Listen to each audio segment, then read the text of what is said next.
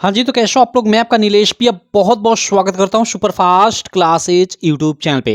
दोस्तों, आज की इस वीडियो में हम लोग सॉल्व करेंगे जो हम लोग क्लास 10th का हिंदी का ये एक पेपर सॉल्व कर रहे थे जिसका कोड है 801 बीजी, ठीक है? इसका हम लोग आगे के क्वेश्चन पिछले वीडियो में हमने क्या किया था कि इसके जितने भी 20 मार्क के जो आपके शुरू में एमसीक्यू आते हैं ओएमआर बेस्ड वाले, उनको सॉल्व कर लिया था, ठीक है? इस वीडियो में हम लोग जो वर्णनात्मक प्रश्न है उनको सॉल्व करेंगे। और जैसा कि मैं पिछली वीडियो में आपको बताया था 100% आपके एग्जाम में इससे क्वेश्चन फंसेगा, तो जी हमें दोस्त बिल्कुल फंसेगा, जो आप लोग को 24 फरवरी को एग्जाम होने वाला है। तो चलो इधर मैं आ जाता हूँ, 1 मिनट इधर आ जाता हूँ। चलो, ये हम लोग का खंड अ के बाद ये खंड ब में, जिसमें हम लोग के वर्णनात्मक प्रश्न हैं, ठीक है, यानी लॉन्ग आंसर वाले, संदर्भ व्याख्या वाले, इनको हम लोग करते हैं। तो यहाँ पे देख सकते हो खंड अ में तो हम लोग के 20 एमसीक्यू हो गए। खंड ब में हम लोग के अब संदर्भ व्याख्या वाले प्रश्न होंगे जिनको आपको अच्छे से एग्जाम में लिखना होगा। तो चलो इनको करते हैं। अब देखो, इसमें पहला प्रश्न आप जानते हो कि गद्यांश वाला होता है। यहाँ पे 2 गद्यांश दिया होता है, जैसे यहाँ पे एक गद्यांश दिया हुआ है और देख सकते हो अथवा में कर यहाँ पे नीचे एक गद्यांश दिया हुआ है। तो आपको एग्जाम में दोनों में से कोई एक सॉल्व करना होगा। यहाँ पे मैं आपको दोनों सॉल्व कराऊंगा। चलो बारी बारी से दोनों सॉल्व कराता हूँ। पहला आप गद्यांश देख सकते हो, very very very very important है मेरे भाई, ठीक है? क्या कुसंग का जोड़ सबसे भयानक होता है? यह केवल नीति और सद्विधि का ही नाश नहीं करता बल्कि बुद्धि का भी क्षय करता है। देखो इस पेपर सेट में मतलब ये है, और आप जो 24 फरवरी को पेपर दोगे ना, उसमें भी आप देखना, ये बिल्कुल ये 7 पेपर सेट आते हैं पूरे यूपी में, तो किसी ना किसी पेपर सेट में ये आएगा ही आएगा। और ये ईर्ष्या ईर्ष्या वाला, ईर्ष्या तू न गई मेरे मन से, ये भी ये जो गद्यांश है वेरी वेरी इंपॉर्टेंट है। तो चलो मैं दोनों को सॉल्व कराता हूँ, आपके 24 फरवरी के एग्जाम में ये गद्यांश आएंगे। पहला क्या है कि कुसंग का जोड़ सबसे भयानक होता है, यह केवल नीति और सद्विधि का ही नाश नहीं करता बल्कि बुद्धि का भी क्षय करता है। किसी युवा पुरुष की संगति यदि बुरी होगी, देखो किसी युवा पुरुष की संगति, संगति मीन्स साथ, यानी मतलब दोस्त दोस्त सब, ठीक है, यदि बुरी होगी मतलब दोस्त दोस्त सब बुरे होंगे, बुरे किस्म के होंगे, तो वह उसके पैरों में बंधी चक्की के समान होगी। कहने का मतलब कि जो अगर बुरे किस्म के लोगों के साथ कोई व्यक्ति रहता है, तो जो दोस्त होंगे वो मतलब उसकी पैर में बंधी चक्की के समान होंगे, मतलब पत्थर के समान होंगे। यानी दिन प्रतिदिन उसको वो पीछे ढकेलते जाएंगे। आगे लिखा भी है कि जो उसे दिन प्रतिदिन अवनति के गड्ढे में गिराती जाएगी। और यदि अच्छी होगी और अगर उनकी संगति अच्छी होती है, यानी दोस्त अच्छे होते हैं, तो वो सहारा देने वाली बाहों के समान होंगी जो उसे निरंतर उन्नति यानी आगे की ओर ले जाएंगे। सिंपल। तो ये हम लोग का गद्यांश है। पढ़ने से तो आपको ऐसे ही मालूम चल गया होगा भाई, संगति साथ की बात कर रहा है, तो भाई सिंपल ये आपका जो मित्रता वाला चैप्टर है उससे ये गद्यांश है, ठीक है, जिसको लिखा है आचार्य रामचंद्र शुक्ल जी ने, ठीक है। तो यहाँ पे हमें क्या बोला जा रहा है कि उपयुक्त गद्यांश का सारांश, देखो यहाँ पे हमें सारांश लिखना है, ठीक है, संदर्भ नहीं बल्कि सारांश लिखना है। तो देखो संदर्भ और सारांश लगभग वही बात हुआ, ठीक है। आप जैसे लिखते हो मतलब संदर्भ वैसे नहीं लिखना है, थोड़ा इसको बनाकर आप लिख दो कि निम्न गद्यांश में लेखक बुरी बुरे और अच्छे दोस्त के बारे में बता रहे हैं कि अगर बुरा दोस्त होगा यानी बुरे दोस्त होंगे, बुरी संगति होगी, तो वह हमेशा हमें पीछे की तरफ ले जाएगी, और अगर अच्छी संगति होगी तो वह हमें हमेशा आगे की तरफ ले जाएगी। तो ये आपका सारांश एक तरह से हो गया। सारांश मीन्स इसका सार क्या है, कहने का मतलब क्या है गद्यांश का, ठीक है। देखो यहाँ पे अधिकांश तो आपका संदर्भ पूछता है, लेकिन कभी 7 पेपर सेट आएंगे तो किसी पेपर सेट में आपका संदर्भ पूछेगा, किसी में सारांश पूछेगा, और किसी किसी पेपर सेट में आपका शीर्षक का नाम लिखने को पूछेगा, ठीक है। उपयुक्त गद्यांश के पाठ और शीर्षक का नाम देखो यहाँ पूछा गया है ना, तो ऐसे भी पूछेगा, ठीक। चलो, तो ये वाला आपका पहला प्रश्न इसमें हो गया। सेकंड है रेखांकित अंश की व्याख्या कीजिए। अब ये रेखांकित अंश है कि किसी युवा पुरुष की संगति यदि बुरी होगी, मतलब थोड़ा थोड़ा अर्थ मैंने आपको बता ही दिया। अब अपने हिसाब से आप इसका व्याख्या हेडिंग डालकर आप व्याख्या लिख दो, सिंपल है, ठीक है। देखो यहाँ पे लिखा भी गया है, यहाँ पे देखो ये गलत है, मैंने यहाँ पे संदर्भ लिख दिया है, संदर्भ नहीं बल्कि ये सारांश पूछा गया है, ठीक है। तो ये आपका गलत है, इसको मैं कट कर देता हूँ। यहाँ पे सेकंड प्रश्न का रेखांकित अंश की व्याख्या, और भाई क्या रेखांकित अंश की व्याख्या में लिखोगे कि निम्न रेखांकित अंशों के माध्यम से आचार्य रामचंद्र शुक्ल कहते हैं कि, क्या कहते हैं कि यदि किसी युवा पुरुष की संगति बुरी होगी तो वह उसके पैरों में बंधी चक्की के समान होगी। ठीक है, यानी कहते हैं कि यदि किसी युवा पुरुष की संगति बुरी होगी, बुरी होने का मतलब अर्थात वह बुरे लोगों के साथ रहता हो, तब वे लोग उसके पैरों में बंधे चक्की के समान होंगे। वे उसे दिन प्रतिदिन अवनति के मार्ग पर ले जाएंगे। आगे जो लिखा है, जो उसे दिन प्रतिदिन अवनति के मार्ग पर ले जाएंगे। ठीक है, उसका यहाँ तक हो गया। और ठीक है, होगी और यदि अच्छी होगी तो सहारा देने वाली बाहों के समान होगी, जो उसे निरंतर उन्नति के मार्ग पे उठाती जाएगी। ठीक है, तो आगे लिख दोगे, और यदि संगति अच्छी होगी तो वह उस बाहों के समान होगी जो हमें दिन प्रतिदिन उन्नति के मार्ग पर ले जाएगी। ठीक, तो ऐसा बना बना कर लिख दोगे, आपका काम हो जाएगा। अब देखो, सुदृढ़ बाहों का अर्थ क्या है। ठीक है, यहाँ पे बाहों है और इसमें सुदृढ़ जोड़ दिया है। ठीक, तो सुदृढ़ बाहु का अर्थ क्या है, बाहु माने बाह, ठीक है, सहारा। ठीक, तो सुदृढ़ बाहु का अर्थ सहारा देने वाली मजबूत बाहु है, ऐसे लिख दोगे। तो इसका 2 मार्क, इसका 2 मार्क, और जो सारांश में आपको बताया उसका 2 मार्क, यानी 6 मार्क मिल जाएगा इस प्रश्न का करोगे ऐसे। तो ये हम लोग का पहला प्रश्न हुआ। अब इसमें अथवा वाला जो है, इसको भी मैं आपको करा देता हूँ, क्योंकि ये भी किसी न किसी पेपर सेट में आपका पूछा जा सकता है। तो चलो इसको भी कर लेते हैं, क्या दिक्कत। ये क्या है, ईर्ष्या। यहाँ पे ईर्ष्या आ गई तो यहीं से पहचान गए कि भाई ये ईर्ष्या तू न गई मेरे मन से, जो चैप्टर है जो रामधारी सिंह दिनकर द्वारा लिखी थे, उससे ये लिया गया है। तो सिंपल, अब उपयुक्त गद्यांश के पाठ का शीर्षक एवं लेखक का नाम आपको लिखना है। तो देखो, यहाँ पे सामान्यतः संदर्भ पूछता है, आप जानते हो, लेकिन यहाँ पे आपका पाठ का शीर्षक पूछ दिया और लेखक का नाम पूछ दिया। 12th क्लास में जाओगे तो इसी तरह प्रश्न ये पूछता है। ठीक है, तो सिंपल आप जो भी प्रश्नोत्तर संख्या वो आप डाल लेना, और उसके बाद पाठ का शीर्षक तो यहाँ पे लिख देना ऐसे कि पाठ का शीर्षक। और पाठ का आपका शीर्षक कौन है भैया, मतलब क्या है, तो पाठ का शीर्षक है ईर्ष्या तू न गई मेरे मन से, मतलब पाठ का नाम। उसके बाद लिख देना कि पाठ के लेखक का नाम, के लेखक का नाम, और लेखक का नाम लिख देना कि भाई रामधारी सिंह दिनकर। बस आपका काम हो गया, ऐसे ही लिख दोगे, आपका इसका 2 मार्क मिल जाएगा। उसके बाद रेखांकित अंश की व्याख्या करनी है। तो रेखांकित अंश यहाँ से है, लेकिन चलो मैं गद्यांश पूरा पढ़ता हूँ। क्या है कि ईर्ष्या से बचने का उपाय मानसिक अनुशासन है। जो व्यक्ति ईर्ष्यालु स्वभाव का है उसे फालतू बातों के बारे में सोचने की आदत छोड़ देनी चाहिए। ठीक है, अब देखो यहाँ से रेखांकित अंश से उसे यह पता लगा लेना चाहिए कि जिस अभाव के कारण वह ईर्ष्यालु बन गया है उसकी पूर्ति का रचनात्मक तरीका क्या है।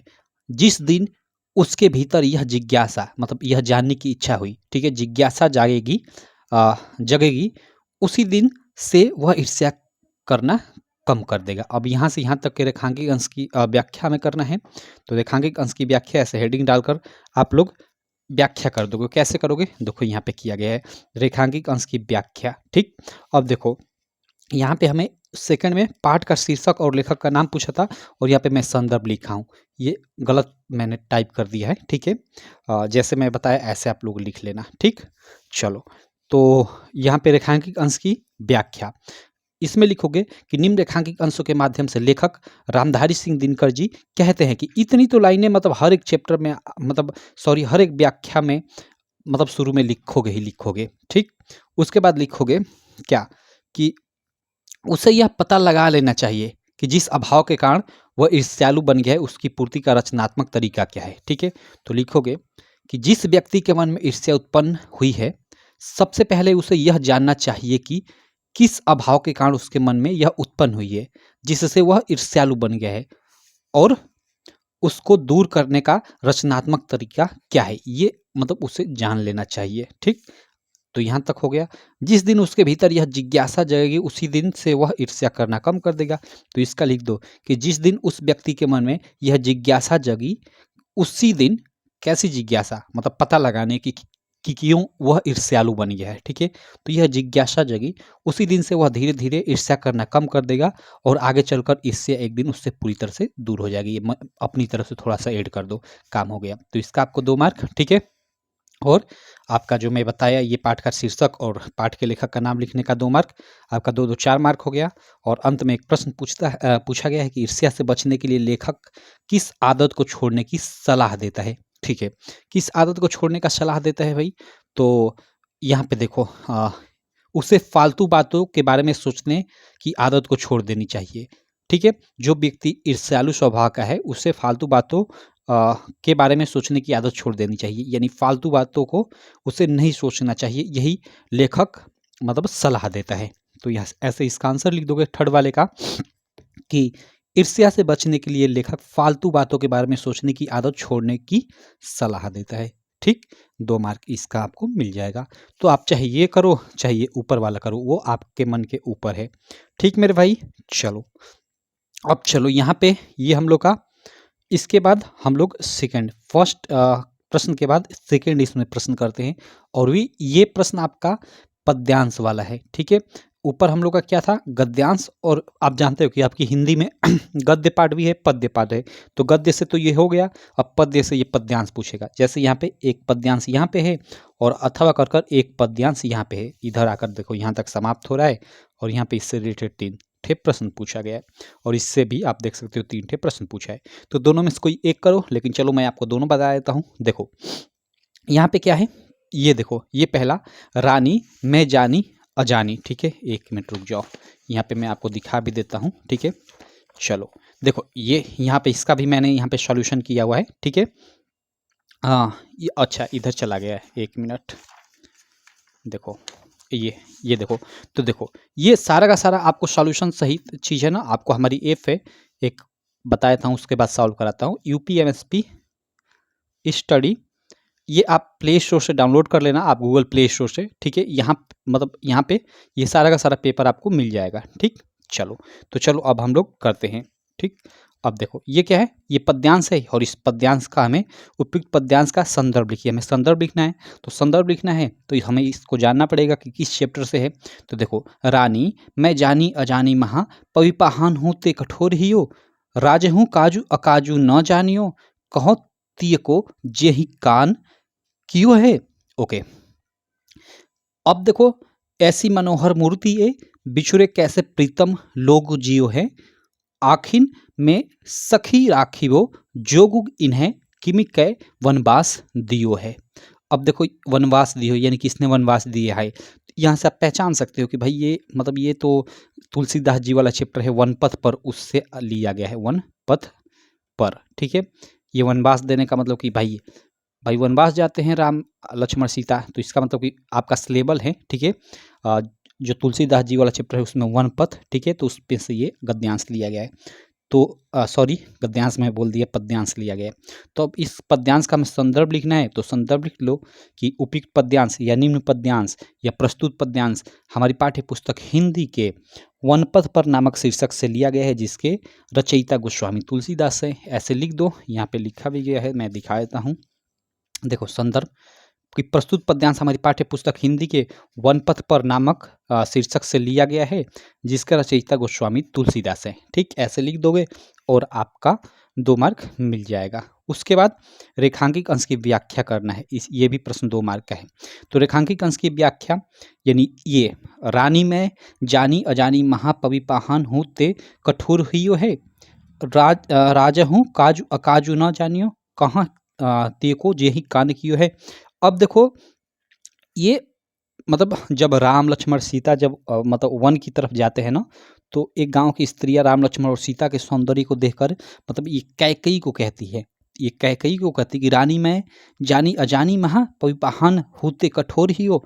मतलब रानी कैकई को वो क्या कहती हैं, मतलब अजानी अज्ञानी कहती हैं, और उसका जो मतलब हृदय है वो मतलब कठोर पत्थर की तरह कहती है कि उसका कठोर मतलब जो रानी है उसका, रानी कैकई है उसका मतलब जो हृदय है एकदम वज्र के समान कठोर पत्थर की तरह है। क्या मतलब इतने सुंदर मतलब लोगों को वो वनवास भेज दी। ठीक है, मतलब भाई सिंपल है, उनको मतलब राम लक्ष्मण सीता को कोई भी देखता था तो मोहित हो जाता था, तो वही कह रही हैं। तो इसका आप कैसे व्याख्या करोगे। ठीक है, देखो रेखांकित अंश की व्याख्या और लिख इसमें कर दोगे कि निम्न रेखांकित अंशों के माध्यम से गोस्वामी तुलसीदास जी कहते हैं कि क्या कहते हैं कि वन जाते समय रास्ते में स्थित एक गांव की स्त्रियां राम लक्ष्मण और सीता के सौंदर्य को देखकर रानी कैकई को अब देखो यहाँ से ये अर्थ है ये 2 लाइनों का, तो उसी को मैंने बनाकर लिख दिया है कि रानी कैकई को अज्ञानी और वज्र तथा पत्थर से भी कठोर हृदय वाली नारी बताती है। ये पहली लाइन का अर्थ हो जाएगा। ठीक है, उसके बाद वे राजा दशरथ को भी, ठीक है, ये सेकेंड लाइन है कि राज हूँ, यानी वही राज हूँ मीन्स राजा। काजू अकाजू ना जानियो, यानी राजा को भी कुछ नहीं मालूम है, वो भी एकदम विवेकहीन अज्ञानी है।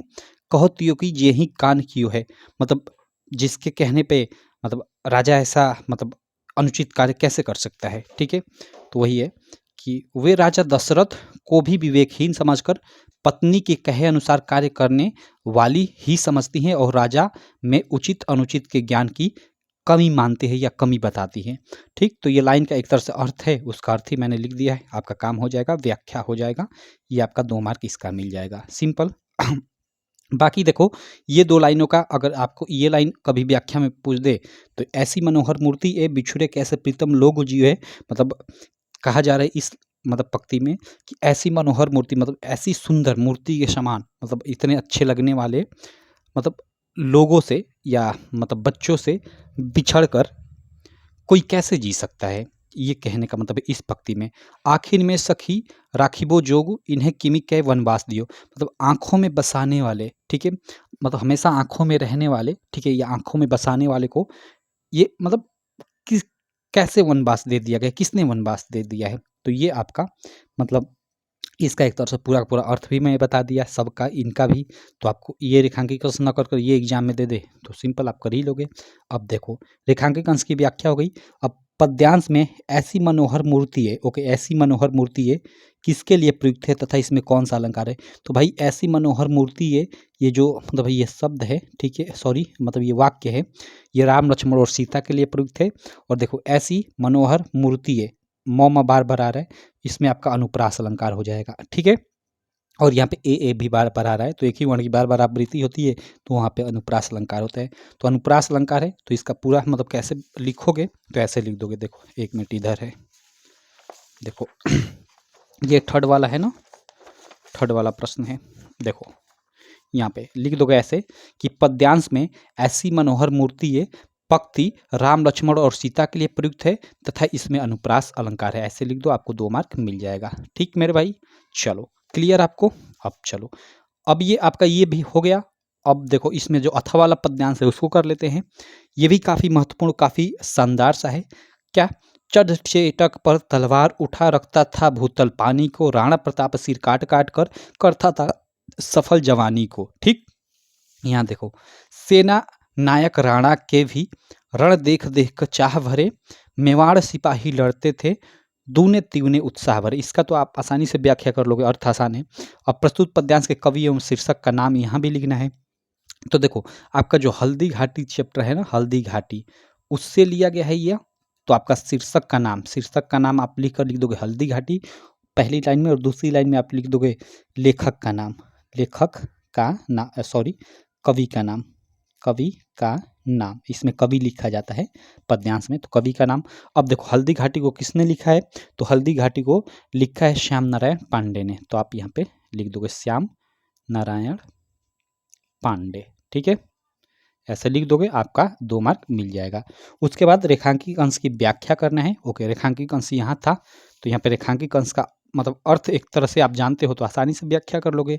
ठीक, चढ़ चेतक पर तलवार उठा रखता था भूतल पानी को, यानी कहने का मतलब क्या है कि चढ़ चेतक पर, यानी चेतक पर चढ़कर, जो घोड़ा है भाई राणा प्रताप का घोड़ा भाई चेतक ही था, तो भाई चढ़ चेतक पर यानी चेतक पर चढ़कर तलवार उठा, यानी तलवार उठाकर, ठीक है, घोड़े पर सवार होकर तलवार उठा, यानी वही तलवार उठाकर युद्ध करते हुए, ठीक है, रखता था भूतल पानी को, मतलब कहने का मतलब मानो ऐसा प्रतीत होता था कि भूतल यानी भूमि के अंदर स्थित मतलब जो पानी है, पानी मतलब भूतल के स्थित पानी जो है उसको मतलब एक तरह से सौर्य की धारणा दी गई है, मतलब तो भूतल में स्थित पानी की तरह मतलब असीम बहुत ज़्यादा शौर्य को धारण किए हुए, ठीक है, राणा प्रताप सिर काट कर कर, राणा प्रताप जो है सिर काट काट कर, राणा प्रताप जो है मतलब अपने दुश्मनों का सिर काट काट कर, अपने दुश्मनों का सिर काट काट कर करता था सफल जवानी को, मतलब एक तरह से अपनी जवानी का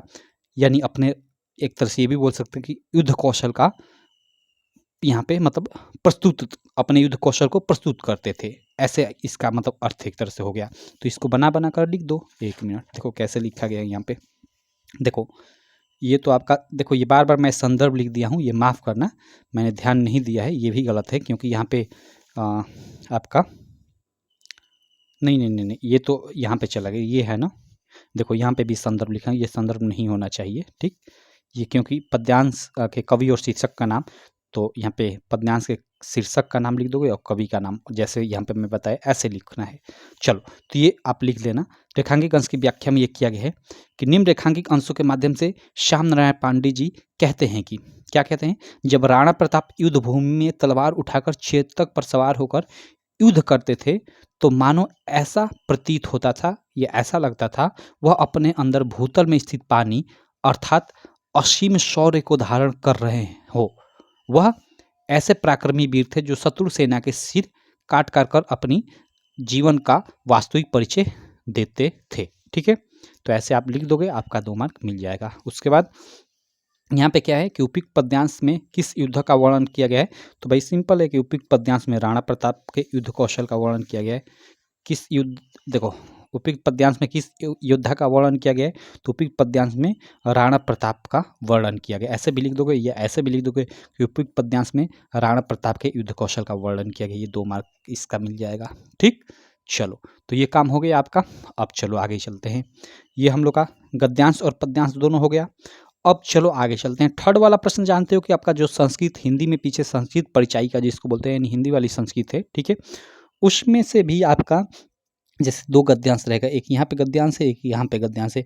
अब दोनों गद्यांशों में से किसी एक का आपको उत्तर देना होगा। ठीक, उत्तर में आपको क्या करना होगा, जैसे आपका संदर्भ, देखो संदर्भ लिखना होगा और साथ में आपका हिंदी में अनुवाद करना होगा। तो यहाँ पे, और ये 5 मार्क का आपका होता है। ठीक है, तो चलो इसको देख लेते हैं। वाराणसी प्राचीन काल देव गेहे गेहे विद्या देवी दिव्य ज्योति घोतके, कितनी बार करा चुका हूँ, कई बार ये करा चुका हूँ। वाराणसी में प्राचीन काल से ही घर घर पे विद्या की दिव्य ज्योति प्रकाशित होती, प्रकाशमय होती है। अधुनापि अत्र संस्कृत वाग्धारा सततम प्रवहति, आज भी, अधुनापि आज भी, अत्र मीन्स यहाँ, संस्कृत की वाग्धारा, ठीक है, सततम यानी लगातार, प्रवहति यानी प्रवाहित होती है, जरा नाम ज्ञानान वर्धयति और लोगों का ज्ञान बढ़ाती है। अत अनेके आचार्य मूर्धन्य विद्वांस वैदिक वाग्वैश्य अध्यापने च इदानी नीता, कहने का मतलब कि यहाँ बहुत सारे आचार्य मूर्धन्य विद्वांस वैदिक शास्त्र को अध्ययन करने वाले, ठीक है, लोग अध्ययन और अध्यापन का कार्य करते हैं। न केवल भारतीय अपितु बल्कि वैदेशिक विदेशी लोग गिरवाणवाह अध्ययनाय अत्र आगच्छन्ति, यहाँ संस्कृत भाषा के अध्ययन के लिए आते हैं। निःशुल्कम च विद्याम गृह्णन्ति, और निःशुल्क विद्या ग्रहण करते हैं। तो ये इसका अर्थ है, आप कर लेना। और अथवा में कर ये आपका वाराणसी वाले से है, तो इसका संदर्भ कैसे लिखोगे कि प्रस्तुत संस्कृत गद्यांश हमारी पाठ्य पुस्तक हिंदी के संस्कृत खंड के वाराणसी नामक पाठ से लिया गया। बस इसमें लेखक या कवि का नाम नहीं लिखना होता है, काम खत्म। और उसके बाद देखो अथवा वाला में यहाँ पे देखो, विश्वस्य राष्ट्र ईश्वर एक एव इति भारतीय संस्कृति मूलम, ठीक है, विश्व को रचने वाला एक ही ईश्वर है, यह भारतीय संस्कृति का मूल है। ठीक है, विभिन्न तौलाम्बिनम विविधई नमाभि एकम एव ईश्वरम भजन्ते, यानी विभिन्न मतों को मानने वाले लोग और विभिन्न नामों से ईश्वर को जानने वाले लोग जो है, लोगों के ईश्वर एक तरह से एक ही है। ठीक है, एक ही ईश्वर को भजते हैं। क्लियर, अग्नि हो गए जैसे, या इंद्र, कृष्ण, करीम, राम, रहीम, जिन, बुद्ध, कृष्ण इत्यादि नामानि एकस्य एव परमात्मा संति, यानी ये इतने नाम हैं, इन सभी नामों से एक ही परमात्मा है। परमात्मा अनेक नामों से जाना जाता है, ठीक है, लेकिन एक ही परमात्मा है।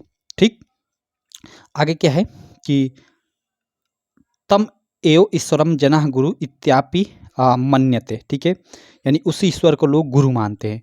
अतः सर्वेषां मतानां संभावः समानाश्च अस्माकं संस्कृते संदेशः, यानी कहने का मतलब सब मतों के प्रति समान भाव और समान सम्मान रखने, हमारी संस्कृति है, रखने वाली ही हमारी संस्कृति है, ऐसे इसका अर्थ है। आप लिख देना।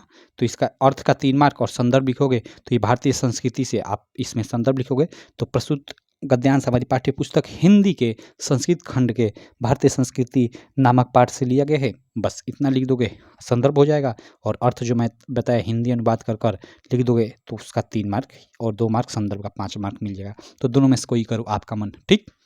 चलो, अब जैसे ये गद्यांश था तो इन्हीं चैप्टरों के बीच बीच में श्लोक भी है, और श्लोकों को आप पद्यांश भी बोल सकते हो, ठीक। अब 2 यहाँ पे श्लोक भी आते हैं, तो ये पहला श्लोक है और ये आपका दूसरा श्लोक है।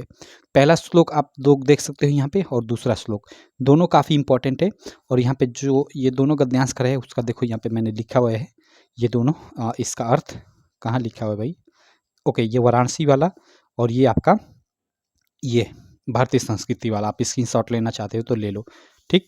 बाकी चलो इन दोनों का भी आपको मैं दिखाता हूँ और बताता हूँ। अब देखो इसमें क्या है, ये जो है नितराम रात्रि गमिष्यति भविष्यति सुप्रभातम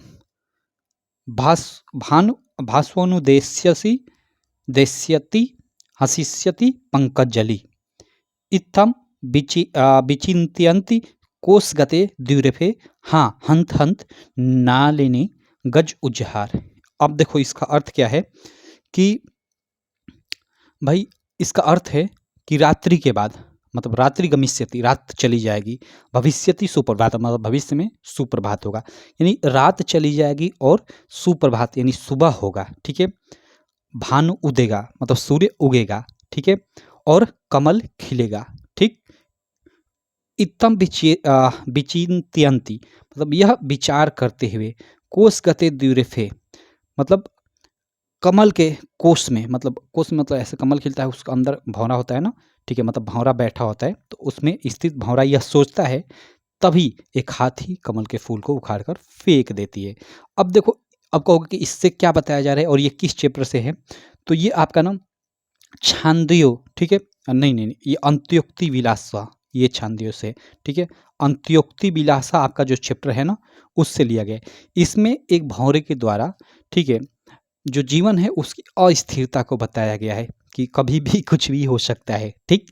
जैसे ये सोच रहा था कि भाई मतलब सुबह, अभी तो रात है, रात चली जाएगी, सुबह होगा और कमल खिलेगा, लेकिन भाई तब तक ऐसा होता है कि उसी कमल को हाथी उखाड़ कर फेंक देती है। तो कहने का मतलब कि इस श्लोक के माध्यम से जीवन की अस्थिरता को बताया गया है कि कभी भी कुछ भी हो सकता है। भाई मोटरसाइकिल चला रहे हो इतनी तेज़ी से, थोड़ा भी लापरवाही की ये ट्रक ने मारा कि भाई गए काम से। तो वही जीवन की जो अस्थिरता है उसको बताया गया है इस श्लोक के माध्यम से। तो इसका सबसे पहले आप संदर्भ कैसे लिखोगे, अर्थ तो मैंने बता दिया। तो संदर्भ लिखने के लिए आप लिखोगे कि प्रस्तुत संस्कृत पद्यांश या प्रस्तुत संस्कृत श्लोक हमारी पाठ्य पुस्तक हिंदी के संस्कृत खंड के अंत्योक्ति विलासा नामक पाठ से उद्धृत है, ऐसे आप लिख दोगे, आपका काम हो जाएगा, ठीक। और अर्थ तो मैं बता दिया, अर्थ लिख लेना।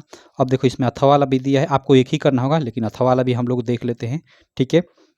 अब देखो ये आपका श्वेत अरण्येषु, ठीक है, आस्तम हाँ पितोवाच श्वेत केतु वस ब्रह्मचर्य न वै सौम्य कुलीनो चुनपि बंधु भवती भवती।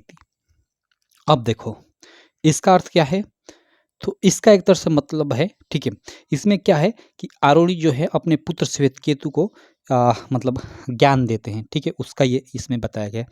तो आरोणी का पुत्र, ठीक है, आरोणी का पुत्र श्वेत केतु था, उससे उसके मतलब उससे एक बार पिता ने कहा, हे श्वेत केतु, ठीक है, तुम ब्रह्मचर्य का पालन करो, तुम ब्रह्मचर्य का पालन करो, क्लियर है, पालन करो, क्योंकि हमारे कुल में ऐसा कोई भी नहीं हुआ है जो मतलब ब्रह्म बंधु के समान न लगता हो, ठीक। तो ये इसका एक तरह से अर्थ है। तो आप करते रहना, आप अर्थ लिखते रहना, आपके एग्जाम में आ जाए तो वही 5 मार्क का प्रश्न है, आपको 5 मार्क मिल जाएगा। अब चलो आगे चलते हैं।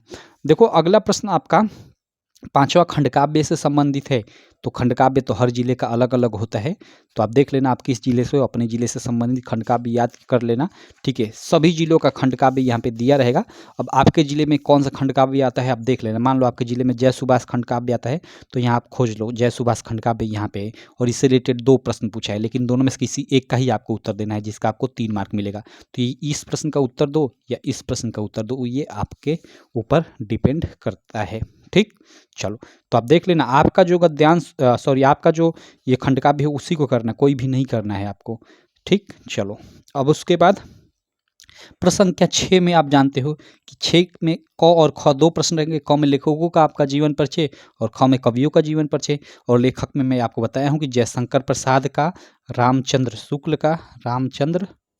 शुक्ल का, इसके अलावा रामधारी सिंह दिनकर का। इन 3 लोगों का याद कर लेना। ठीक है, आपके एग्जाम में 100% फंस ही जाएगा। ठीक, और उसके अलावा कवियों में, ठीक है, कवियों में, और देखो जीवन परिचय लिखने का एक मतलब तरीका होता है, एक अच्छा तरीका मैंने जीवन परिचय लिखवा रखा है चैनल पे, आपको वीडियो मिल जाएगी, आप जाओगे खोजोगे तो मिल जाएगी, तो आप देख लेना।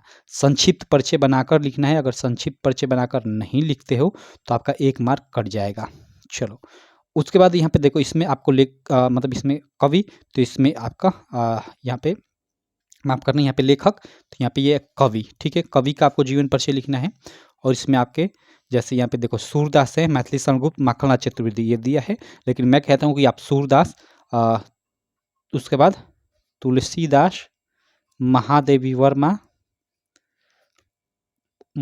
वर्मा, ये 3 लोग हो गए, और एक किसी और का, कम से कम 4 इसमें याद कर लेना, आपके एग्जाम में फंस ही जाएगा। ठीक, तो आप कर लेना। बाकी देखो अपनी पाठ्य पुस्तक से कंठस्थ किया हुआ कोई एक मतलब एक श्लोक लिखना है जो इस प्रश्न पत्र में ना आया हो, और 2 मार्क यहाँ पे मिल जाएगा, श्लोक लिखोगे। अब देखो जैसे यहाँ पे 2 श्लोक दिया था ना, इसको नहीं लिखना है, इसको छोड़कर कोई दूसरा श्लोक लिखना है, क्योंकि यहाँ बोल दिया कि प्रश्न पत्र में जो ना आया हो उसको आप करो। तो यहाँ पे एक मैंने यहाँ पे देखो श्लोक लिखा है, ये देखो आपका ये वाला श्लोक यहाँ पे, आप दो दुर्गामी च साक्षरो न च पंडित अमुक स्फुट वक्ता च यो जनाति स पंडित, ये लिख सकते हो। या इसके अलावा और कई सारे हैं कि मरणम मंगलम वापि जयो वापि पराजय उभयत्र समो वीर वीर भावो ही वीरता। इसके अलावा और कई श्लोक है आपका, जो मन सर्वे मतलब वो एक सर्वे भवन्ति सुखिनः वाला है ना, तो उसको भी लिख सकते हो, आपका मन। ठीक, कोई भी श्लोक लिख दो, आपको 2 मार्क मिल जाएगा। चलो, तो ये आपका ऐसा प्रश्न रहेगा 7वां।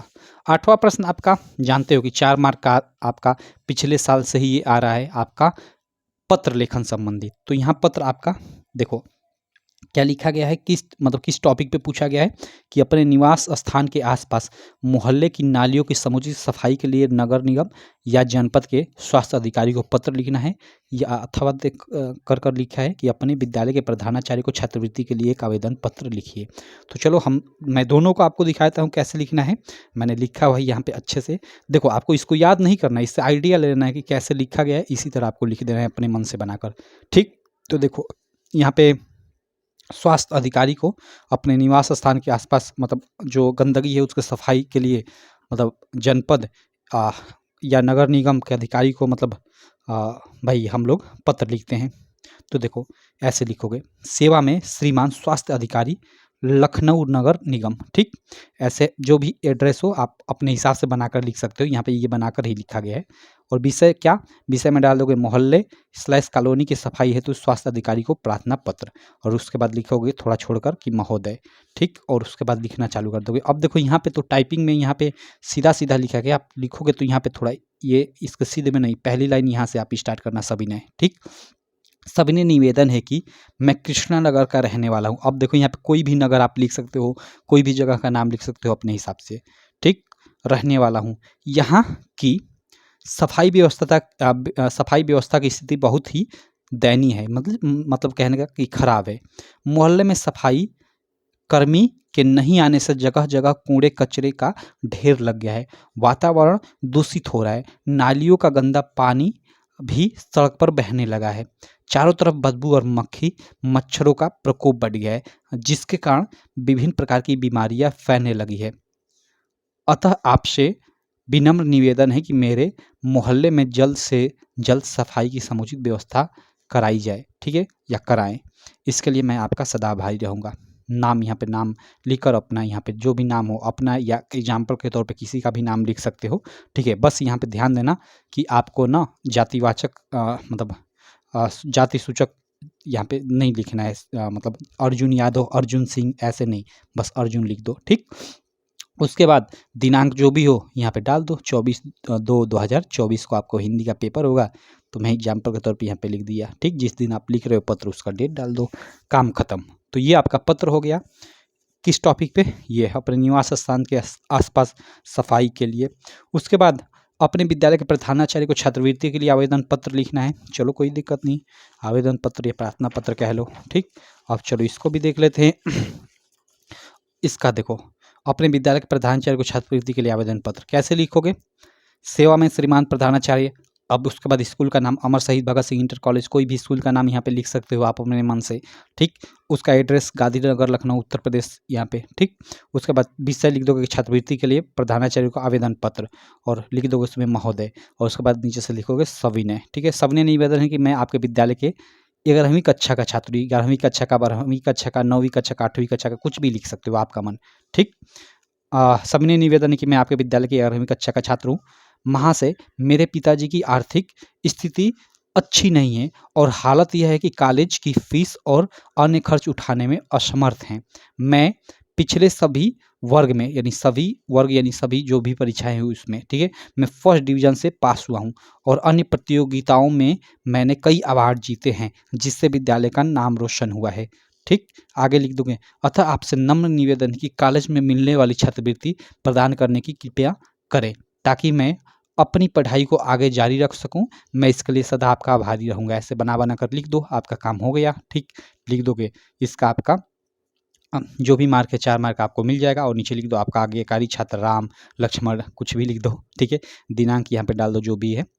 तो इस प्रकार आपको 4 मार्क इसका मिल जाएगा। तो ये रहा आपका आपके विद्यालय के प्रधानाचार्य को छात्रवृत्ति के लिए प्रार्थना पत्र, ये जो टॉपिक था इस पे प्रार्थना पत्र। अब ये आपका देखो यहाँ पे प्रश्न संख्या 9 में आपका जानते हो कि संस्कृत के जो आपके चैप्टर हैं उनसे प्रश्न रहेगा। ठीक है, तो उनका उत्तर देना रहेगा, 4 में से किन्हीं 2 का ही उत्तर देना रहेगा। तो ये अच्छी बात है।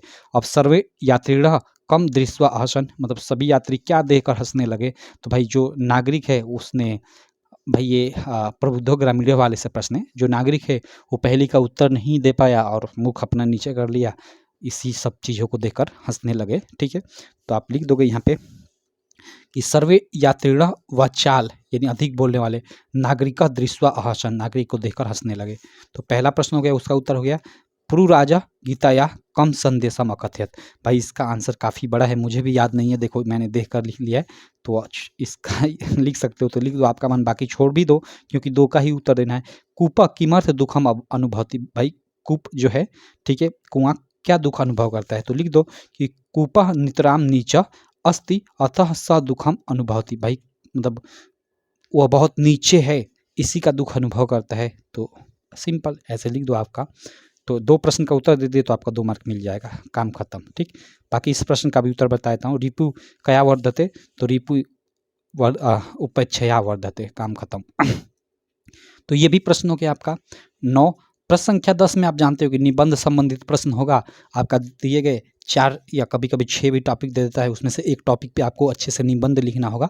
निबंध लिखने का तरीका मैं आपको बता चुका हूँ पहले ही। ठीक, बाकी आप अपनी बुक में भी देख सकते हो। अच्छे से आपको निबंध लिखना होता है रूपरेखा तैयार कर। ठीक, इसका आपको 7 मार्क मिलेगा। तो आप लिख लेना, बाकी आगे चलकर मैं आपको बताऊँगा भी।